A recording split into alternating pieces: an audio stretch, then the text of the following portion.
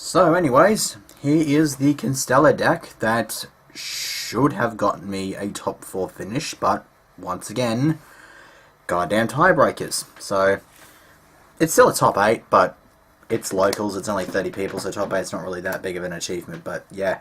Went 4-1 with this deck. Tournament report is the last video before this one, so you can check that out and whatnot. So, there hasn't really been too much that's been changed with this deck since the last time. Obviously there's a few couple of bits and bobs that I fixed up, and a couple of bits which I would like to switch up, because some of them they just didn't really work at all for me. That was mostly in the side deck department though, to be fair. So anyways, so start things off with the Constellar engine, which comes in the form of the triple Caos for the level modulation, triple Pollux, which once again must reiterate, Veiler doesn't work on it because of its shenanigans. Triple Algierde, I mean, people like this at 2, I love it at 3 because the plays must go off. And Sombre, the equivalent of Correction for the Evil Storm setup. Then for the other stuff, Thunder King, because this actually did help a little bit. I almost completely forgot that this thing prevented searching, because I went to, because I killed a Whitestone with it, and then as soon as I saw it was a deck search, I'm just like, oh wait, you can't search. It's just like, the thing. 5 for setup, 1 Bear, and the 1 Gorilla, which is still in there. It was in the previous deck list, I'm pretty sure, but yeah. Gorilla actually did help me a couple of times. I did actually kill a couple of monsters with it once or twice. I did use its back row pop once or twice, so it has actually proven itself to be pretty worthy. And in a deck where I don't really need it for the back row hate, like for maybe like if I ever had a Light Swans, it would be easy to side out, and even most games I would side this out anyway for a third, because I got a third MST in the side, so it's not entirely necessary in games 2 and 3, so it's one of the big first candidates to be sided out, and considering it's not too bad in its own right, it's like being comfortable to side it out whenever I want is actually pretty nice. Honest to lead the hand traps, because it's just the thing. Just the 1 Veiler, because to be fair, I haven't really been that keen on Veiler lately. It's there, it's a thing, but I really felt like 1 would suffice for me at this current stage. So yeah, double max C. I mean, this would be. I mean, I think I got maybe 1 or 2 pluses off of a couple of players, but most of them didn't run particularly spammy special summoning decks. And the one deck that I did run, I actually found out that I timed it incorrectly, because I did not know that Phalanx's special summon effect from the equipped spell zone was chainable, which pissed me off a bit. Spells, double Tenki and a Tensu.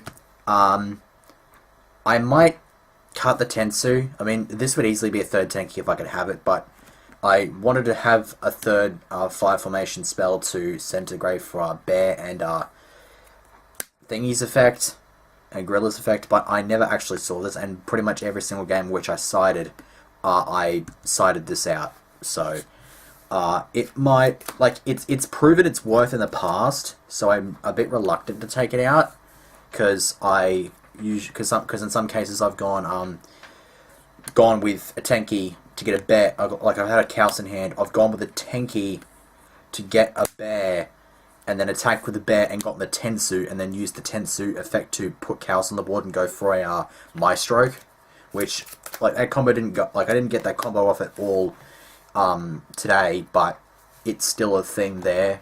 So in theory it's pretty useful, and it's done well enough practically. It just didn't do well today is all, so it's just one of those off days in my opinion, but it's still on the ropes. Rotar to get the Pollux. 1 Tech Star Cradle, no star charts because I feel like they're a bit slow. I mean, they make for good MST bait, but I'm not really a big fan of it. I just leave it to the max seeds to get my plussing. So, and the Star Cradle's a pretty good little option to get back stuff that you've recycled, and you don't necessarily have to just go and swing out. If you can keep Pleiades on the board, then utilizing this to just get back the food and drop the second Pleiades, it just does a pretty good job. And it's a pretty easy side out games 2 and 3 if it's not like that necessary, if you want to get through it at a reasonable, if you want to get through the games at a reasonable rate. Double Lance, double MST, standard. Then Book and the Dark Hole. That's pretty standard as well. Traps, Exceed Reborn. This one had an off day today as well. Most games I would side it out, and the one time I did, I think I maybe sold maybe once or twice. One of the games it got MST'd, and one of the other games I won before I could get any use out of it. So it's I still like it, but I'm just not too sure. That's another one on the ropes, like the Tensu. Just one D prison because yeah, Compulse, Bottomless, Torrential, Warning, Double Fiendish Chain. This was a bit lackluster actually, because I chained up a Dukes, and like I tried to chain up a Dukes in the Dragoon Ruler Max up, and then it's just like, well, yeah, MST's a card, so, and I was pretty much boned there, which kind of sucked. And then finish up the main deck's a double Mirror Force. Okay, so extra deck, which out of the rank 4s that I run, there's 8 of them. I only ever saw 2 of them. It surprised even me, but considering a couple of my matchups were just random sort of stuff that I didn't really have much of a threat going up against, I suppose it shows, especially since I had a lot of rank 5 plays going around. So Omega, saw this like 2 or 3 times. It was pretty handy. Praise Speed, I considered dropping this at one point, and then I just sort of didn't. Dynamo, never saw it at all.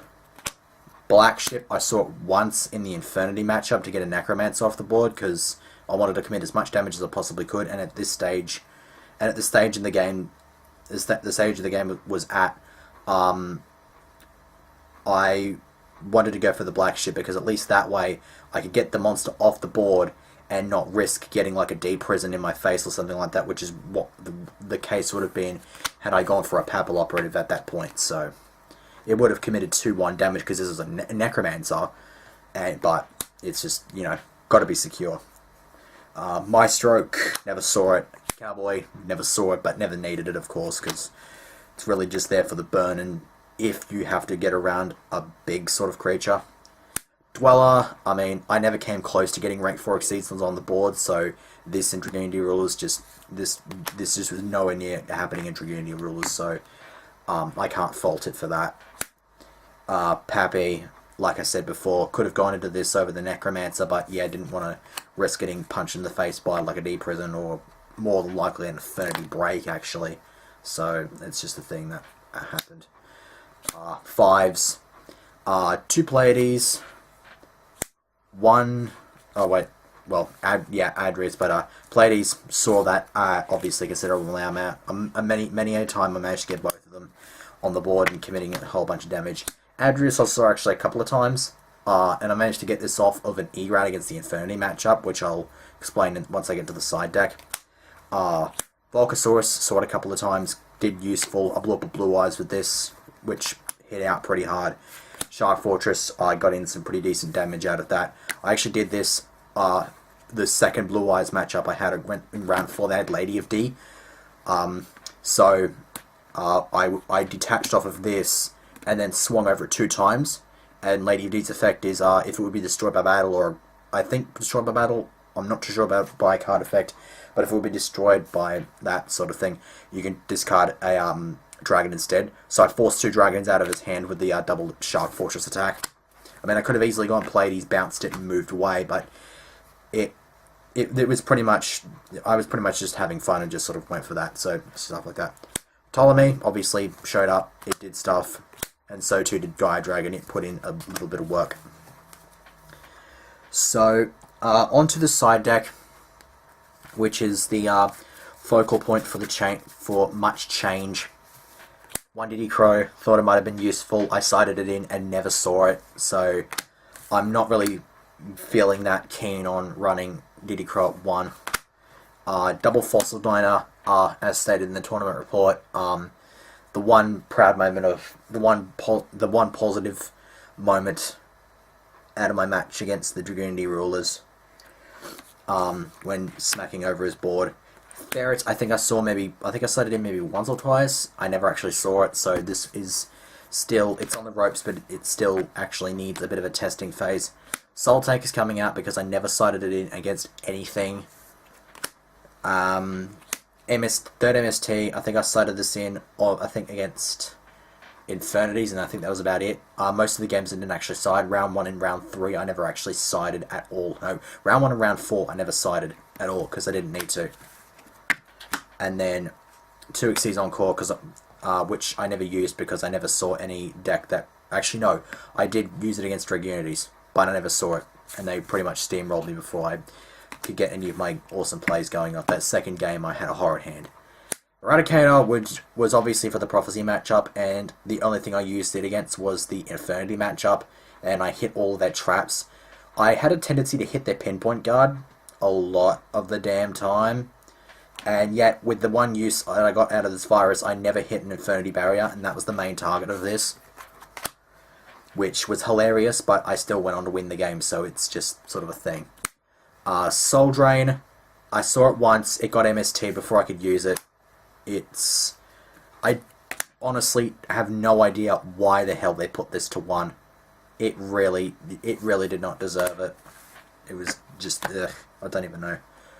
2 Mind Crush, I don't mind it for now. It is on the ropes, but I was doing testing, and I had this, and I hit Blue Eyes, and I pissed the opponent off and made them rage quit with it, and it was just really annoying, hilarious. And Double Prideful Roar, which is definitely coming out, because I never cited this in either. Same thing with the Soul Taker, never cited any of this in. This is just a random tech. You might have seen it in one of my in a couple of my other decklist videos. It is useful. Like I know I'm taking it out here, but it is something that is. It is something handy for. It is like an idea for other viewers to maybe give it a shot. What it does is during damage calculation, if your monster battles an opponent's monster with a higher attack, you pay a life points equal to the difference, and then your monster gains attack equal to that difference plus 300 during damage calculation only. And it goes up during damage calculation, which is substep 4 of damage. As a result, your opponent actually cannot chain Forbidden Lance to the activation of this card. Check it if you don't believe me. It's the Yu-Gi-Oh! Wiki it's the Yu-Gi-Oh! Wiki page called Breakdown of the Battle Phase. If you take a look at that, you will find the proof that you cannot chain Lance to Prideful Roar, because Prideful Roar says during damage calculation, yeah, they're the first 3 words of its card lore. So it only goes off in substep 4. So, with that done and dusted, that is my updated Constellar deck list. It did pretty well, and it did a whole bunch of shenanigans like it's supposed to do, so huzzah! I can now end this day pretty happy that I did well enough with a deck that pretty much piqued my interest, and that I actually knew quite a considerable amount about, because I was going to run Dragon Rules until about 3 or 4 hours before the event, but yeah, I suck at Dragon Rulers, so yeah. Anyways, yeah, I'm done. I'm gonna bugger off now. Like, yeah.